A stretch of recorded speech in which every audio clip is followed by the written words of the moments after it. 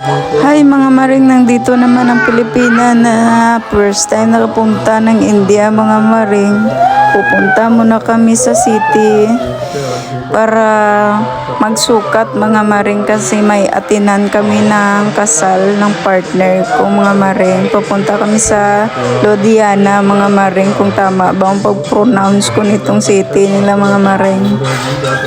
At saka maring nagtaka talaga ako bakit sa right side ang driver mga maring, left side man tayo no. So yan sila eh, hindi talaga same eh. So hayaan mo na yan kung sa right side ang driver nila dito sa India mga maring. Ewan ko ba sa kanila. So pagdating namin dito sa shop mga maring, napili na kami ng kulay niya, kulay ng damit niya mga maring. Tapos sinukatan na siya mga maring pagkatapos ng pagpili niya ng kulay mga maring. Ang sexy mo naman dong. Nagda-diet na yan siya mga maring. Ano ba tong tangko eh? Nagda-diet na yan siya.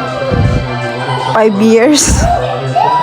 5 years na yan siya nagda-diet mga maring.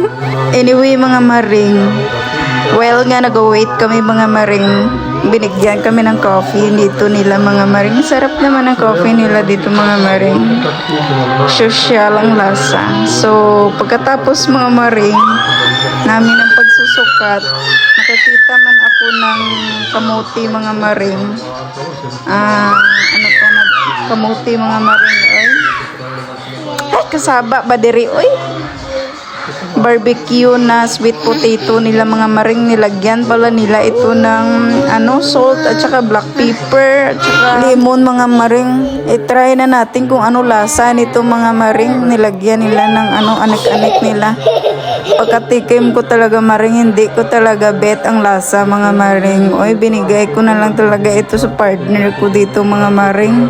Hindi ko bet talaga mga maring. Promise, nagyaw-yaw pa ako dyan mga maring, bakit ganito ang lasa niya. Tapos pag hindi pa man ako satisfied sa akin nga kinain mga maring, nagmakdo na naman kami. Na-discourage ako sa akin nga gi-order mga maring. Ang ganda-ganda sa picture.